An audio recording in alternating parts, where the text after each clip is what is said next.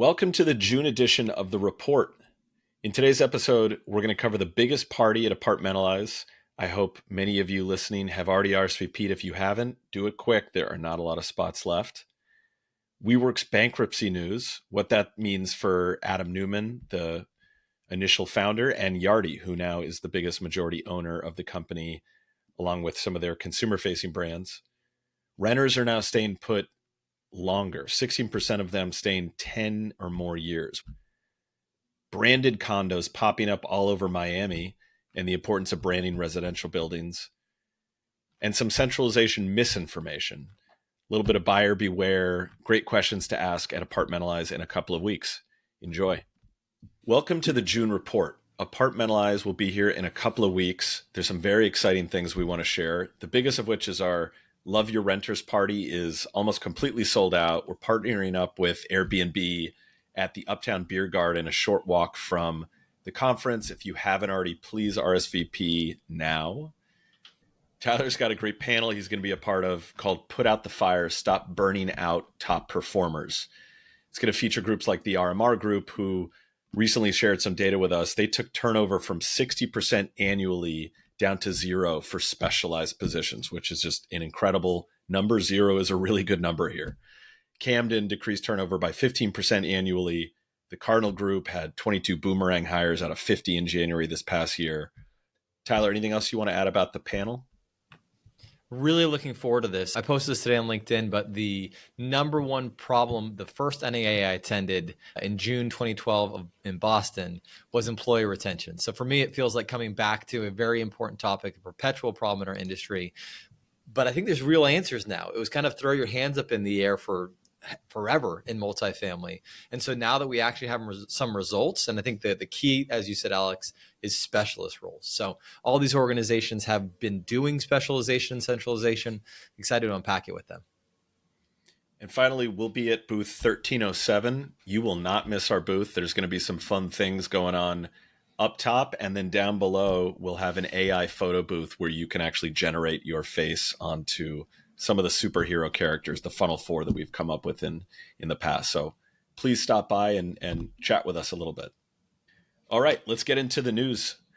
The first article we're going to cover today, there was an article in The Real Deal a couple of weeks ago. A lot of other folks covered this certainly as well. WeWork announced more details on their plan to exit bankruptcy. That was just approved by a judge and avoid a takeover by the former founder, actually still technically the founder, Adam Neumann. Yardi is going to be the majority owner. I don't think that's news to anyone at this point, but there were a lot of interesting aspects of the coverage. Not Yardi, the founder of Yardi, of course, who does not typically spend a lot of time with the press, mentioned some thoughts he had around the future of their own brands and what that meant with more consumer-facing brands. So Tyler, what's your take on some of those articles? Yeah, so we've spoken in the past year positively about Yardi as an organization. Obviously, an organization we partner with, that we integrate with, also one we compete with. But I think that the first thing I take away from this is that Yardi is an institution in real estate, and they viewed WeWork as a valuable asset. The shared co-working spaces as an important element of real estate. Given the large portion of Yardi's businesses in the commercial space, the office space, I think them stepping up to the plate and saying, hey, we're going to put the capital forward is a great sign. We have friends in the office space. We have other companies like VTS. They're the funnel of the office industry. And everybody there is obviously fully committed to the office sector of real estate, but it's tough times. I mean, we talk on this podcast about what's going on and the headwinds in multifamily. They are nothing. They are nothing in comparison to the headwinds in the office sector. So I think Yardi stepping up and taking ownership of this valuable brand is a step in the right direction. And then the other element to me, Alex, that was very interesting, like you mentioned, as much as we all know the Yardi kind of company, not Yardi himself doesn't, do a lot of podcasts or things like this. And there was a lot of great interviews and articles that came out as part of this news. And there was a quote in several of the articles, at the very tail end of several of those articles, where Anant said that in the future, Yardi is going to continue to be less and less known, but people will know WeWork and they'll know Rent Cafe. And I thought that was a very interesting insight into what we do a lot here at Funnel, which is we think about the business to business part of our jobs and the business to consumer part of our jobs. And so really interesting to think that while Yardi is in the business of providing accounting software and back office software, that the consumer element and having these two unique brands, one being Rent Cafe for the apartment industry, millions of renters paying rent there, and then the other being WeWork as a interface for office tenants. Just an interesting insight into somebody who doesn't give a lot of interviews. Globe Street had an interesting piece looking at the duration of renter stays called More Renters Are Staying Put Longer. Their stat was 1 in 6 are now staying for 10 years or more, but certainly the lion's share, just over 2 in 5 are staying in that period of time, 1 to 4 years. So with generally longer stays, what do you think this is going to change for operators and how they cater to those folks? Yeah, and I think that this data, it's interesting and jives, but also is a counterbalance to some of the data we've seen from folks like Airbnb, where obviously we've talked in the past about renter stay or guest stays in Airbnbs are also lengthening. And so there's this kind of idea that, hey, there's a niche part of the market that's very transient, right? The digital nomad.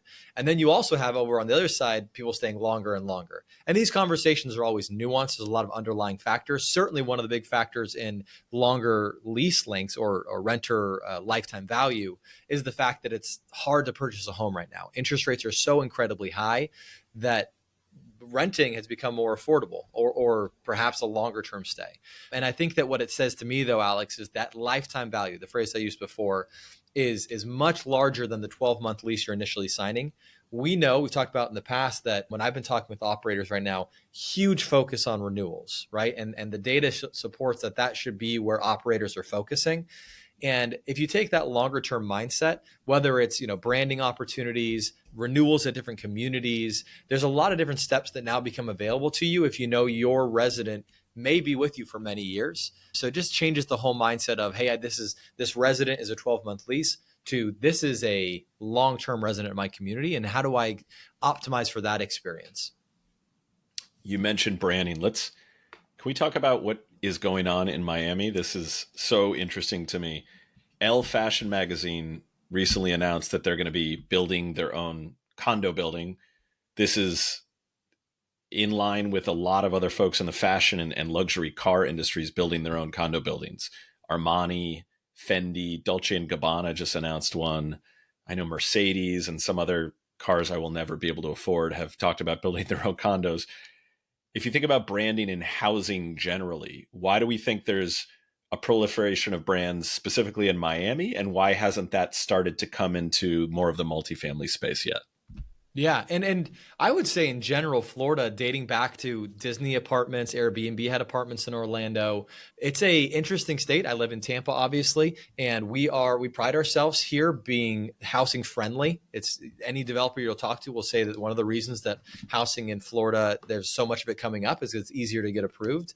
I also think that a lot of what you're talking about on the condo side, it's cheap branding for those brands, right? They spend a lot of money. I just referenced Airbnb. They spend half of their revenue on marketing. And so if you're, Mercedes or Fendi or whoever it may be, that's a big piece of real estate and a lot of talking points. And obviously we're talking about it, and probably podcasts with lots and lots more followers than us are talking about it. So that's the low-hanging fruit. And it's low-hanging fruit because much like in the USA where we didn't used to put, I'm wearing a Nike shirt today, but it used to only be that Nike was the logo on an NBA jersey. And then that we realized that the owners realized that real estate is very valuable. And so they started leasing it out, right? And every year your new Lakers jersey or Heat jersey's got a new logo on it going to the highest bidder. And so I think that it's more a reflection of the real estate was there, people were willing to pay for it, and then that you could associate an experience with that luxury brand, right? It underscores, though, more that shouldn't be vacant real estate, right? In my opinion, and I think ours, and we've talked with a lot of folks like this, we're going to have an interview with Scott Burka coming up in a couple of weeks, the director of customer experience at Greystar.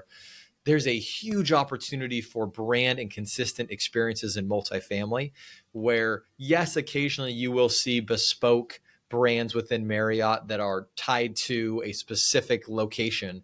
But generally speaking, I was in Austin a few weeks ago and I stayed at a very unique Renaissance but it still said Renaissance at the bottom. And that, I knew what that meant for me as a traveler. So I like the direction. I like that we're breaking down the barriers of random names, Ava at Brickell Gardens. I don't know what that means, right? But moving towards a world in which the name on the building, the name on the lease communicates more. So I think it's a step in the right direction, but I think it's that's going to be niche. I don't think that here in Odessa, Florida, where I'm based, we're going to be seeing suburban branded apartments anytime soon. You never know. I've been meaning to talk to you about getting Funnel on Messi's jersey next season anyway. Working on it. We're seeing a lot of articles with companies touting various centralization solutions, certainly talking about centralization pretty broadly. A lot of those folks have set up workflows. They may focus on pretty geographically dense communities as part of a portfolio where they're in operation. We know in a couple of weeks, we're going to see the word everywhere. People are going to be talking about it. A lot of the booths at Apartmentalize. What questions should operators ask those vendors to know how real those centralization claims are, and how do they get on the same page as to what centralization even means? Yeah, great point. And I also think this expands to, there's a lot of coverage. If I'm an operator, I'm probably under pressure from my boss, from my capital partners to centralize. And they're looking at articles and saying, well, this other company is centralized. And I think we are certainly at the top of the hype cycle, much like AI or EVs. You go through these cycles where people talk about the words way more than they understand what they mean. The reality of those who have embraced the new operating model, call it centralization, specialization, standardization, is the necessity of moving from an individual community operations to multi-site operations. And so the word gets misused, in particular amongst vendors who obviously recognize the trend and want to present their product in the best light. Oftentimes, I think they're even doing it ignorantly. They say, we'll help you centralize your data. And that may be true, right? Maybe they're creating an aggregate dashboard, but dashboards and BI are nothing new. That's 2012 technology. Centralization technology is something, again, that lifts work off of an individual site and then shares it across multiple sites. So I think it's really important first to, like any conversation, break through the barriers and misunderstandings. And then secondarily, even beyond that, maybe we are talking about the same thing. Maybe you and I are both talking about renewals being conducted at 3 communities at once, but then ask for, well, how have you done that? And going 2 or 3 clicks into the receipts, the scoreboard, to say, hey, help me understand exactly where and how you've done this, is very different than saying we're building a feature which has this technology. So yes, break through communication barriers, make sure that we're on the same page talking about multi-site operations versus dashboards. And then secondarily, really asking for the evidence. And that's true, again, of when you're sitting listening to a panel and someone on stage, be it vendor or operator, is saying, oh, we've centralized. I think really clicking in and understanding that is important to make sure that you then can turn around and effectively carry that out in your own organization. You mentioned receipts, and this has nothing to do with what we're talking about, but my favorite commercial I have seen of late is Anthony Edwards talking about he keeps receipts, the Adidas commercial he's got now with the sneakers. Have you seen that? It's amazing. I'm going to Google that as soon as we're done here. He kept the receipts is the short of where this is going. But let's talk a little bit more about WeWork now that Adam Newman has some more time on his hands, as he was not able to repurchase his former company. He made a big splash a number of months ago talking about what flow would be in the multifamily space. He finally, fairly recently, pulled back the curtain on what that looked like. And it seems to be they're launching at 2 apartment buildings back in the news, South Florida again. It got a lot of hype. Do we think this is what his investors and fans were expecting as the big reveal of coming to your higher self and a new way to approach where we live, work, experience life? Yeah, I mean, look, every great initiative starts small. And I think that directionally what Flow is trying to accomplish is completely in line with what we want to see for the industry. We want to see a better renter experience, one where renters get more for their money, one where the experience is more fluid, right? Again, rather than kind of just defining it by the 12-month lease, but that there's more amenities and there's more flexibility. all that being said, I think that some of us who have been in the multifamily industry for a very long time found certain elements to be kind of just educational for the broader, public, because the amount of capital. I mean, A16Z, Andreessen Horowitz, one of the biggest venture capital firms, most well-respected VC firms, made their biggest investment ever. And so, of course, it's going to get a lot of headlines. And there's been movies and documentaries about this individual. So I'm happy that mainstream's gone multifamily and people are talking about this. But 95% occupancy is not noteworthy, and a portfolio of two communities doesn't get you on that MHC top 50 list. And so there's a lot more to be done, of course. But the attention is great, the direction is great, and frankly, the more folks that are pushing that direction, the more capital, the more attention we have, the more likely we are to really radically improve the operating and renter experience. So love it, but yeah, I think that it was probably educational for folks that don't know a lot about multifamily, because again, if you were in the office space like WeWork was, 95% occupancy would be phenomenal news. In multifamily, that's kind of called the status quo. That is the June report. Big thanks to Tyler. Excited to see hopefully many of you in person in Philadelphia in a couple of weeks, and we will catch you next month. Thank you, Alex.